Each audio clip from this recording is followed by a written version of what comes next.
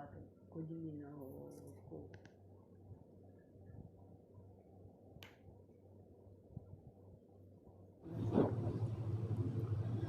بسم اللہ الرحمن الرحیم صلی اللہ تعالی علی حبیبہ محمد وآلہ وسلم۔ انما یرید اللہ لیذھب عنکم الرجس اہل البیت ویطہرکم تطہیرا۔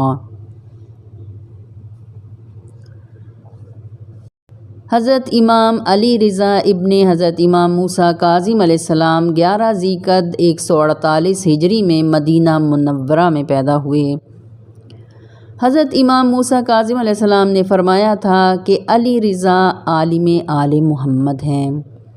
والد کی طرح آپ کی کنیت بھی ابو الحسن تھی۔ آپ کا مشہور لقب رضا ہے۔ اس مبارک لقب کی کئی وجوہات ہیں۔ ایک یہ ہے کہ آپ اللہ کے رسول صلی اللہ علیہ وآلہ وسلم اور ان کی شریعت پر اپنے ظاہر و باطن سے راضی ہو چکے تھے۔ فرمان رسول صلی اللہ علیہ وآلہ وسلم ہے، میرا بیٹا علی رضا ہوگا، جو اس کی قبر کو ہاتھ لگائے گا اس کی بخشش ہوگی۔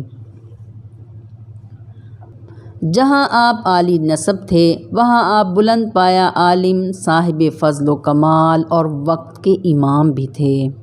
ایک مرتبہ امام علی رضا علیہ السلام نیشا پور تشریف لائے۔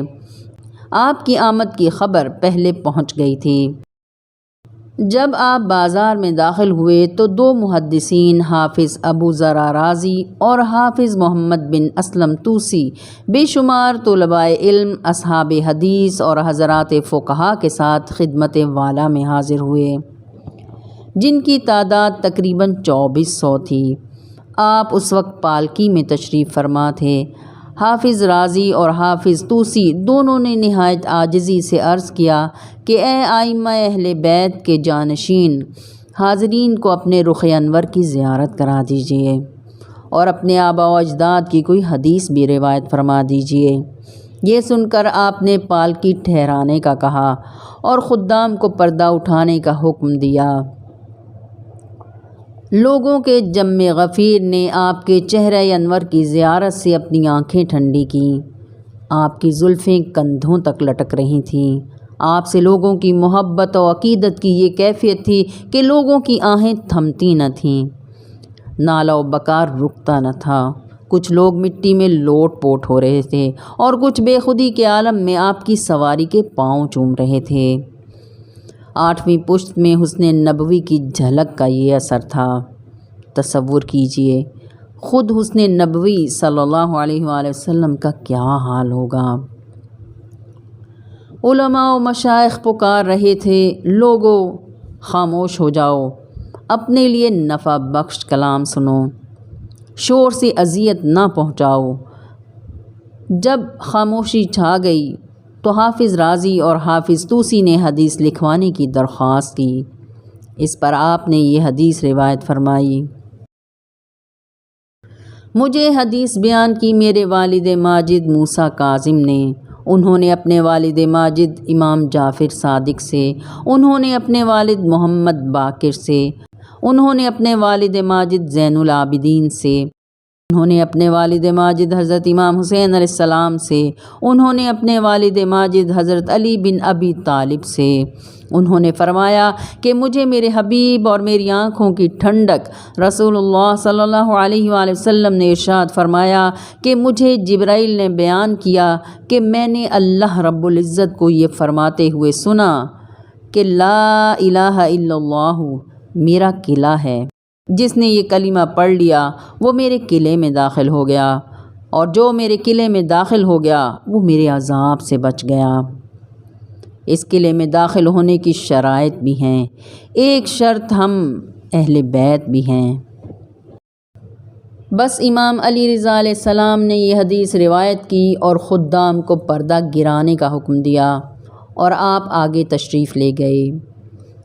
حضرت امام احمد بن حنبل فرماتے ہیں کہ مذکورہ بالا حدیث میں اس قدر برکت ہے کہ اگر کسی پاگل شخص پر پڑھ کر دم کیا جائے تو اس کی دیوانگی جاتی رہے اور وہ شفا یاب ہو جائے۔ روایت ہے کہ ایک مرتبہ امام علی رضا اپنے غلام کے ہمراہ جنگل کی طرف گئے، دیکھا وہاں ہرنوں کا ایک غول جا رہا ہے اور ان کے درمیان ایک بہت خوبصورت ہرن تھا۔ غلام نے امام سے عرض کیا کہ یہ ہرن بہت خوبصورت ہے، مجھے پسند ہے، کیا ایسا ممکن ہے کہ میں اسے اپنے پاس رکھ لوں؟ آپ نے فرمایا، امام کی اطاعت ہر شے پر واجب ہے۔ وقت کے امام نے ہرن کو نام لے کر پکارا۔ ہرن چوکڑیاں بھرتا ہوا آیا، محویت کے عالم میں امام کے قریب آیا اور امام کے قدموں میں اپنا سر رکھ دیا۔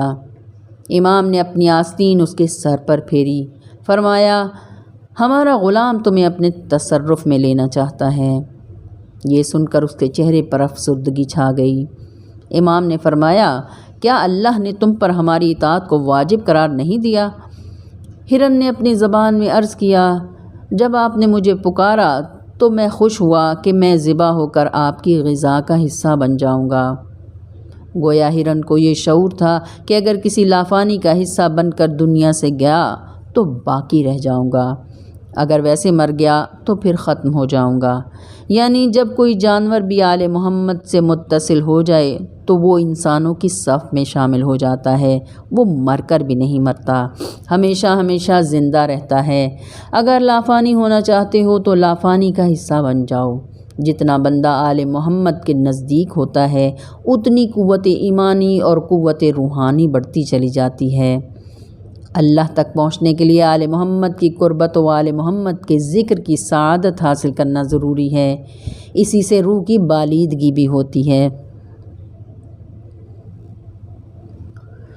مشہور صوفی بزرگ حضرت معروف کرخی حضرت امام علی رضا کے شاگرد تھے اور امام کی نالین مبارک اپنے سر پر رکھ کر پگڑی باندھتے تھے اور مشک میں پانی بھر کر امام کی درگاہ پر چھڑکاؤ کیا کرتے تھے تاکہ مٹی نہ اڑے۔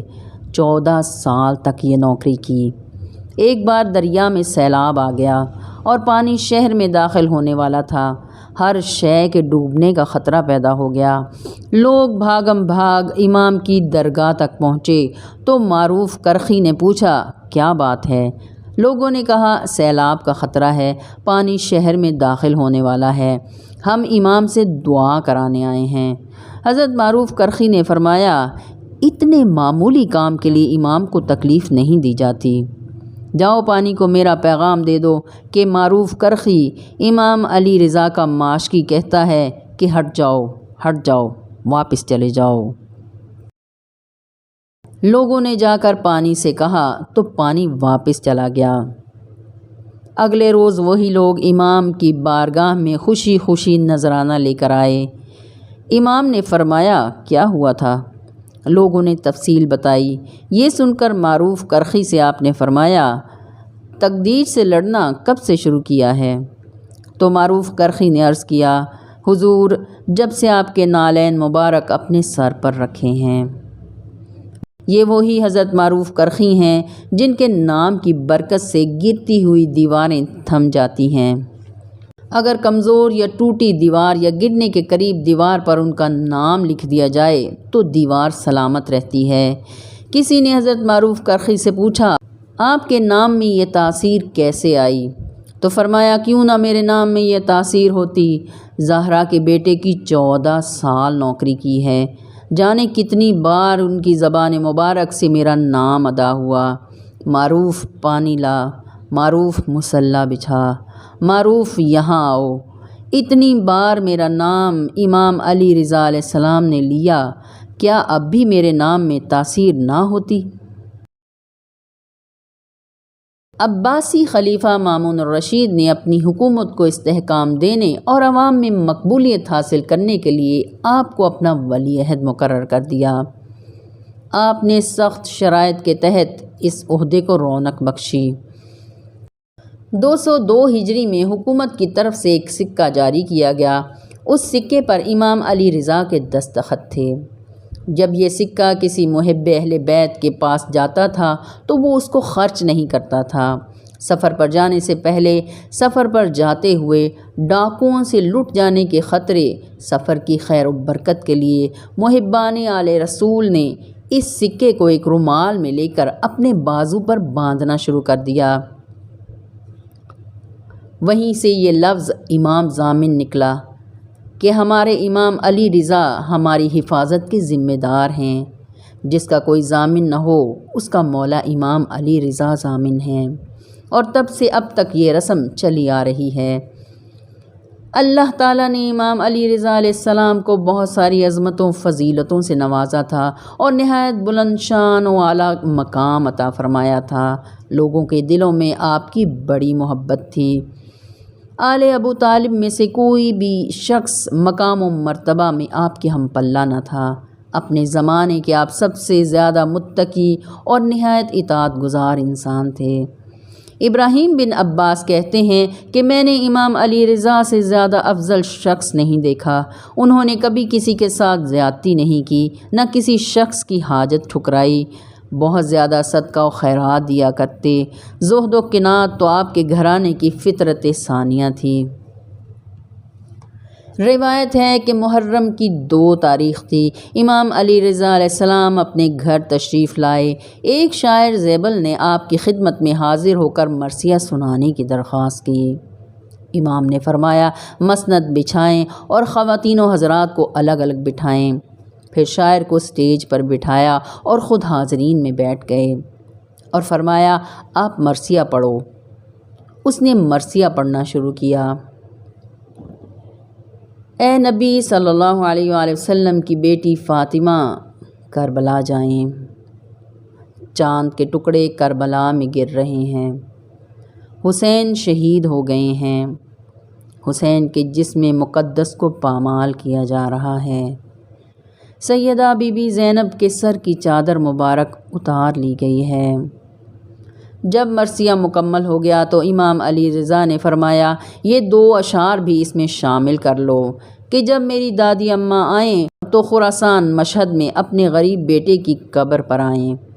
امام سے پوچھا گیا خراسان میں کون ہے تو آپ نے فرمایا میں ہوں گا، میرے جنازے پر چند لوگ ہوں گے۔ یہ سن کر خواتین کی طرف سے ایک کنیز آئی اور عرض کیا بس کریں، معصومہ کم سیدہ فاطمہ بنت موسیٰ کاظم آپ کی بہن بے ہوش ہو گئی ہیں۔